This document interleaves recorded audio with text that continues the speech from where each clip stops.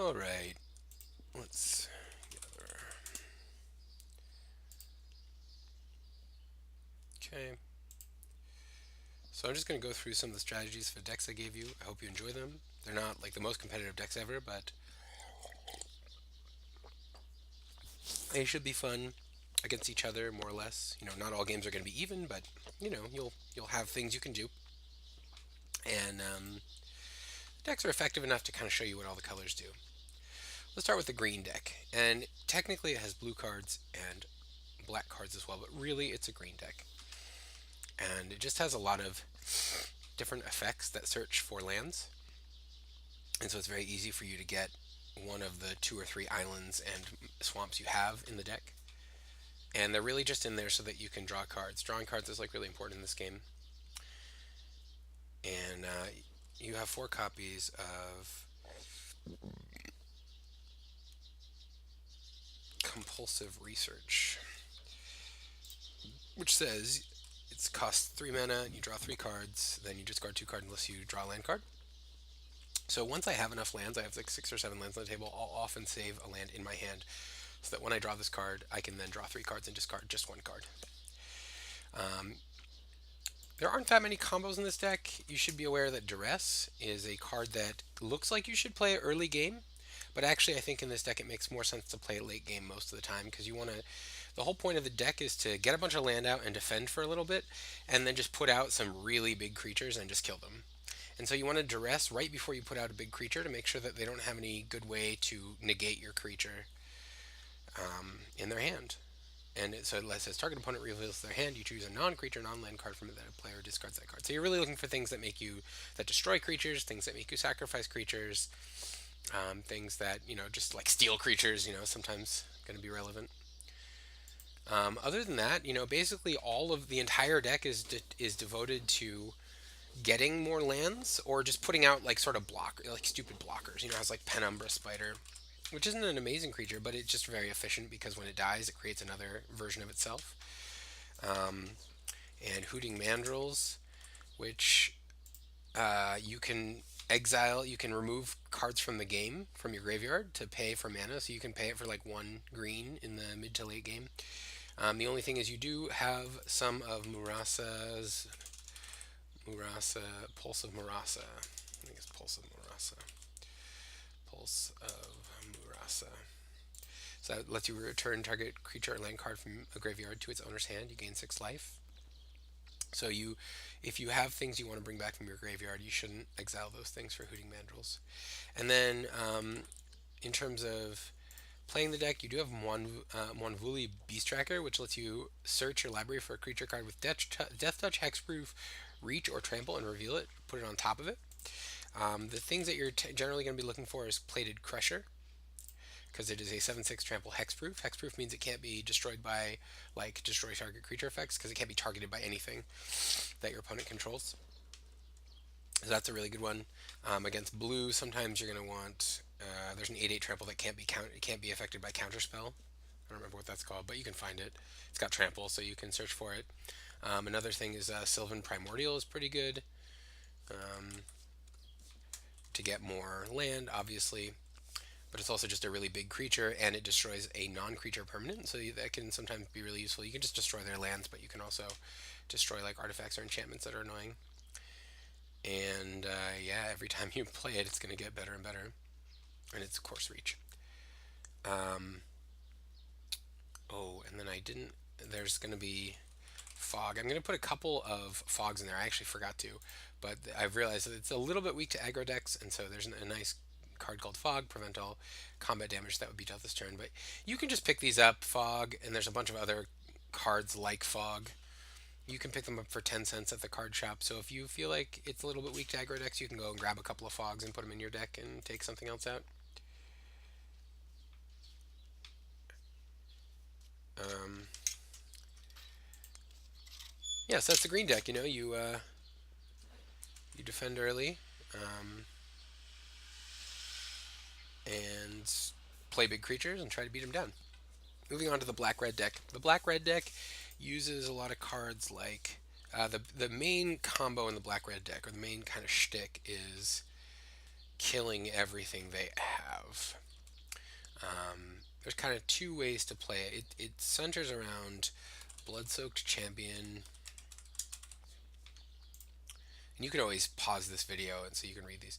So it can't block. You can. It's a 2/1 for one that can't block, and you just attack with it every turn. And they either kill it or they don't. You don't really care all that much.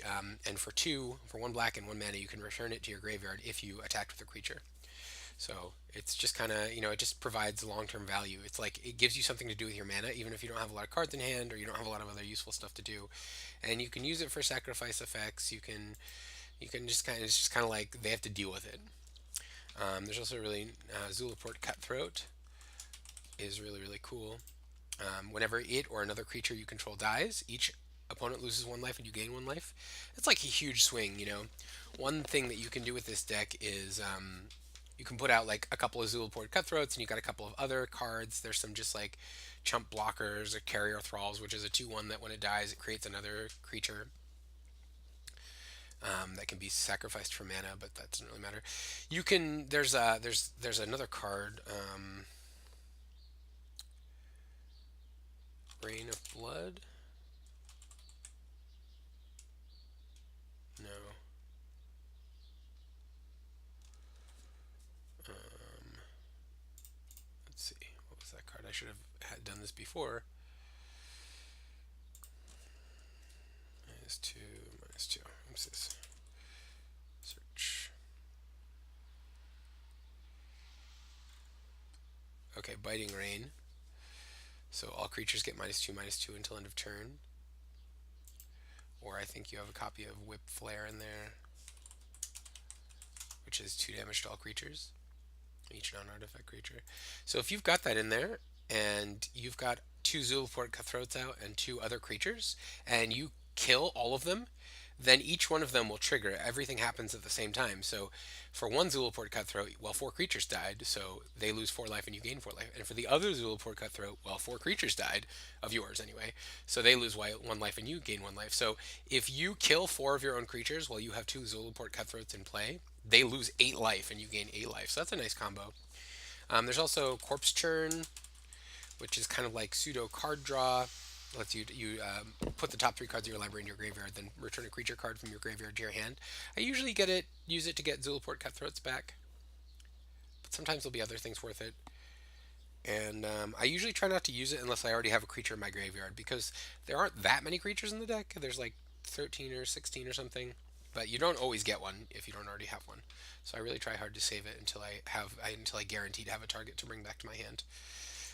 It also has a couple of copies of Act of Treason-like effects, where you gain control of a target creature until end of turn, and it gains haste and it untaps, so you can basically steal their creature and attack with it.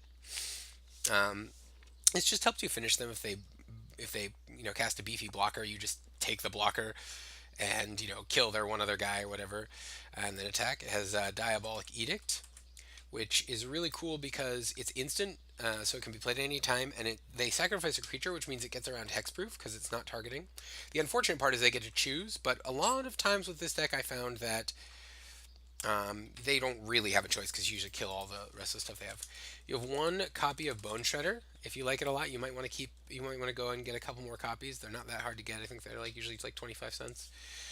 When it enters the battlefield, you can destroy any non-artifact, non-black creature, and it costs 3, and it's a 1/1 flyer, and it has Echo, which means that the next turn you have to pay for it again or it dies. But a lot of times, what I'll do is I'll play it and then I'll block something with it so it dies anyway, or I'll play it and then I'll just let it die and then use Corpse Churn to get it back and play it again so I can kill another thing. So it's a pretty good card. You can recur it a lot of different times, and you don't really care if or you could just let it die and it triggers your Zulaport Cutthroats or whatever. So, um, we've also got Dead Drop for some late game craziness. You can exile a bunch of cards from your graveyard and play this for 1 or 2 or 4 or something, and each or target player sacrifices 2 creatures. That's a really big swing. So in the beginning, you're kind of like, if you see your Blood-Soaked Champions, you're going to be kind of aggro and just like attacking them a bunch. If you see your Zulaport Cutthroats or you have some death touches, I think. Let's see, rats, typhoid, rats. Yeah, you have, oh, geez, that's not right. Typhoid, rats. So you have a couple of creatures that are kind of like this, where they have one cost and death touch. The other one also has like a morph ability, but I would ignore that. I don't think I've. That's actually probably pretty decent in this deck. So the other one is man, let's search for that. It costs one black, and converted mana cost is one, and it has morph.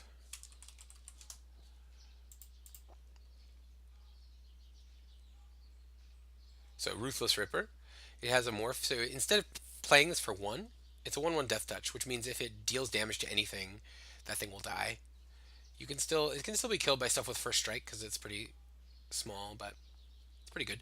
And then if you play it for three, it becomes sort of like a blank 2/2, and then you can reveal a black card in your hand to flip it over. And when you flip it over, and you can do that anytime, even after you've blocked something. And when you flip it over, your opponent's going to lose 2 life. It's not going to be very surprising for them because this is the only card in your deck that has morph, but still not a bad effect. Like making them lose 2 life is pretty good. So if you have the mana for it, I wouldn't do an early game, but um, okay. So yeah, the way the deck works is if you get the blood-soaked champions, obviously they can't block, so you'll attack with them every turn that you can, and you just kind of attack them, try to get some chip damage or whatever. Then you sort of go into defense mode with your Ruthless Rippers and your Zulaport Cutthroats, and you just try to like block stuff, but keep your Zulaport Cutthroats alive so that every time they kill your thing, then it makes it harder for them. And then once you like if they play anything good and they don't have any untapped blockers, maybe you like active treason their good thing, and then attack them for a bunch and then make them sacrifice. You can actually, so after you steal things, you can diabolical edict yourself because it says target player um, sacrifices a creature, and you get to choose. So you can choose the creature that you've stolen before you give it back. You have to give it back at the end of the turn or whatever. So it has a lot of tricks. It's kind of a tricksy deck, and you can win just by attacking. You can win by doing a giant bomb where you kill all the creatures on the board and they lose a bunch of life from Zulaport Cutthroats. Especially if you get 4 Zulaport Cutthroats out and you kill all of them at the same time, they lose 16 life and you gain 16 life. So that's really good. It's really strong. And yeah, you can bring stuff back and just kind of be. You're sort of like you're not really an aggro deck. You don't really have the card the deck to like beat them in the really early game, but you can kind of act like one if they don't have a lot of defense. Like you can actually do a fair amount of damage early, and then you can steal the first big thing they cast to beat them down. So it's a pretty fun deck. All right, then the red blue. Um, so the red blue has a couple different win conditions, but mostly it's Kiln Fiend. Whenever you cast an instant or sorcery, it gets +3/+0 until the end of the turn. There's a couple ways of making this guy unblockable. This deck also has a lot of cards like Unsummon, so you can remove their blockers before they get to block because it just returns target creature to its owner's hand. It's got a lot of card draw with Tormented Voice. Oh yeah, Tormented Voice is actually kind of a hard card to use. Tormenting Voice. It's really, you could replace this with better card draw if you want to get it. It's just cheap and easily available. Um, I often in the early game I will discard cards that I don't think I need. In the late game, I will often save a land in my hand if I already have enough land to cast most of my spells in hand. I'll save a land so that I can discard an extra land with Tormenting Voice, and draw 2 cards. It just helps filter through some of the stuff you don't need to get to the cards you do need.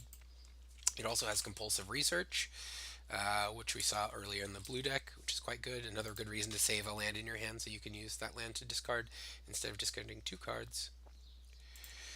There's a Goblin Electromancer, which is a really interesting card. It's a 2/2 for 2. Instant and sorcery spells you cast cost 1 less generic mana to play. Um, which means all of your compulsive researches cost less and your tormenting voices cost less. And a lot of times in this deck, you can play almost everything for 1. You also have a bunch of direct damage, so you have your like Searing Spear. So you can do 3 damage to one target creature or player. Well, you can play that for 1 if you have any Goblin Electromancers in play. And they do stack, so if you have 2 Goblin Electromancers, you pay 2 less. Another win condition is Thermo Alchemist. There's a couple of those in there. It's a 0/3 defender, so it's a really nice blocker, and you can tap it to deal 1 damage to each opponent. And whenever you cast an instant or sorcery spell, you untap it. So you can totally block a creature, tap in the middle of combat, tap to do damage to your opponent, and you still block them. And it's an 0/3, so it's pretty resilient. And yeah, obviously you can cast a bunch of instants and sorceries and help you kill you can slowly kill your opponent. And since you have a bunch of direct damage, like you have some shocks in there, one mana does 2 damage to any target. You can do quite a bit of damage. If you do 3 shocks and you do 3 Thermo Alchemists, you tap the Thermo Alchemist, you shock your opponent. Well, that's 1 damage, then 2 for the shock, then you untap the Thermo Alchemist, do it again. That's 4. Cast another shock. That's 6. Now you untap the Alchemist and do it again. That's 7. Now cast a third shock. That's 9. Untap the Alchemist. That's 10. So that's half their life with 3 shocks and a Thermo Alchemist. And if you have more than one Thermo Alchemist, well, ooh lordy, it's pretty good.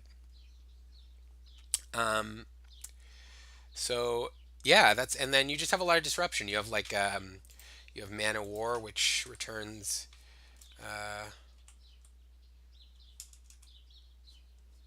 Man o' War.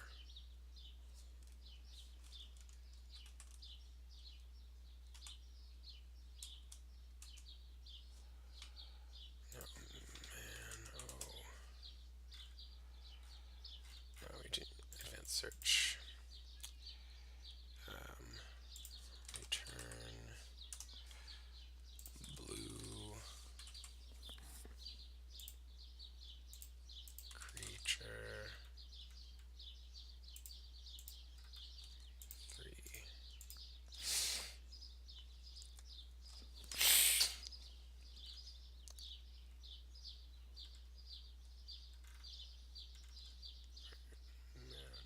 Mana War.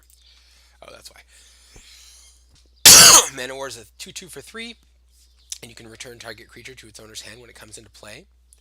There's another cool combo with this called Peel from Reality. There's at least, I think there's just one copy, but you can return target creature you control and turn target creature you don't control to their owner's hands. You can return the Mana War to get more use out of it.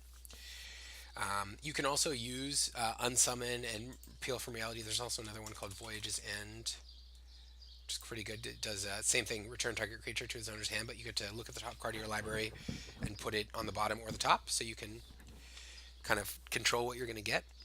You can use those as kind of counter spells. Like if your opponent plays a spell that's going to kill your win condition, like your Kiln Fiend or your Thermal Alchemist or whatever, you can use this to return it to your hand at instant speed, and they would have to kill it again at instant speed in order to actually kill it. Because the way that it works is you say, "Oh, I could do this," and then instants can be played basically in response to other things. So I would say, "Oh, okay, I destroy your creature. Well, I return the creature to my hand." And so, because the creature's not there anymore, the effect just doesn't do anything, but the card is still wasted and the mana is still wasted. So, the only way they could kill it is if they then said, okay, well, in response to you returning the creature to your hand, I kill it again. Then it would actually die, unless you, in fact, had another return. So you could keep responding until somebody runs out of answers. So yeah, so it's a deck where the only tricky part about the deck is because Kiln Fiend and Thermal Alchemist both require you to have instants and sorceries to be really good. You have to kind of save your cards for when you're going to try to kill them. Like it's okay to use some cards early game, but if you use too many, you might not really be able to kill them before they kind of stabilize and end up killing you. So it's kind of a management thing. And then the last deck that I sent with you is red white kind of aggro deck. It has a lot of things that are like kind of bad on their own, like this 3/1 Core Castigator. You can't be blocked by Eldrazi Scions, which is almost completely irrelevant. There is one card in one of the decks that creates Eldrazi Scions. They're like little 1/1 guys that can sacrifice themselves for a mana, but really he's just an ally. He's a creature type ally, and he's a 3/1 for 2. That's normally kind of a bad stat line because, you block with your 1/1, I am 3/1, we both die, but I don't have trample, so I don't do any damage to you. But there's another card called Resolute Blade Master, which is very good. It costs 5, so it's very expensive for a 2/2. But it has this rally ability. Whenever it or another ally enters the battlefield, creatures you control gain double strike until end of turn, which means they do damage in first strike phase and then they do damage in normal phase. So what that means is like If I attack with my 3/1 core castigator and I block, and you block with your 1/1, I deal damage to you before you deal damage to me. And then you die and I don't die. And then if you were still alive, because maybe you had 4 toughness, I would do damage again to you and you would do damage to me simultaneously. So we both die. This is really crazy when like if you hit your opponent with this, it's really really strong. There's also a couple of copies of a 2/2 for 2 that gives everything first strike when it comes into play or another ally comes into play. I don't know exactly. Or let's see. Let's find that ability rally, and it is a white creature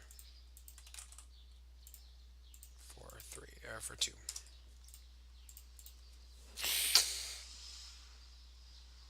Core Blade Whirl, yes. So this is whenever it or another ally enters the battlefield under your control, creatures you control gain first strike till the end of the turn. This deck also has some cool synergies with Goblin Freerunner. So this is a spell that it's a 3/2 menace, which is really good in this deck because it means it can't be blocked except by 2 or more creatures. And really what you're trying to set up is a situation where you attack with like 4 or 5 creatures that all have double strike, and your opponent can't block this one. So if he can't block this guy, he's going to do 6 damage to them, which is huge. That's like a huge amount. But what's really cool about him is you can cast him for 2 if you've cast another spell before him. So you can, there's like you can cast another one that's really good is the Valakut Ambusher. No, hold on. Advanced search. We'll do. It is a surge creature. Surge red creature. Creature with converted mana cost 3. Reckless Bushwhacker. So this is another Surge 2, and it has haste. And when you paid the Surge cost, so if you cast this guy for 2 after casting a spell, all other creatures you control gain +1/+0 and haste, so they can attack even if you just summon them this turn.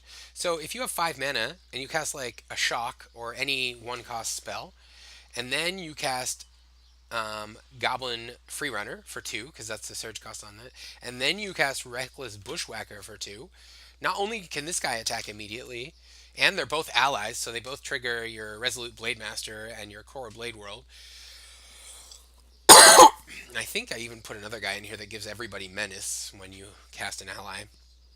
Anyway, you can end up attacking with a lot of force. So the way I typically play this deck is in the early game, I just try to get in some sort of like free attacks, like if they don't have any creatures, I'll attack, or if I can cast a core Blade Whirl, I'll attack, and they either block and get killed by first striking guy 3/1s, or they don't block and they take some damage. And then I just kind of stop attacking because I don't actually want to trade. I don't want to like trade my guy for your guy. I want to attack you with like 6 guys at once. So I'll just kind of like sit back and take some damage and try to go through my deck, use Tormenting Voice to sift through my deck and find Resolute Blade Master. Cast Resolute Blade Master, and then attack with like 3 or 4 guys on the same turn and just kill them. Do like 10 or 11 damage to kill them, finish them off. So it's kind of an aggro deck, but it has a really good late game attack as long as you are conservative with your cards. You got to watch out for board wipes, and really, I would be saving this card in my hand, saving the Surge cards in my hand, so that while you're building up, you want to get enough so that you can just kill them in one turn. Because if you cast, like, if you have 5 guys on the board and they do a -2/-2 to everything and they all die, you're probably going to be sad with that deck. So yeah, I think that's about it. I hope that you enjoy playing with the cards, and if you have any questions, you can ask me. And of course, you can feel free to take apart, modify those decks all you want. So I hope you enjoy it, and I'll talk to you later, man.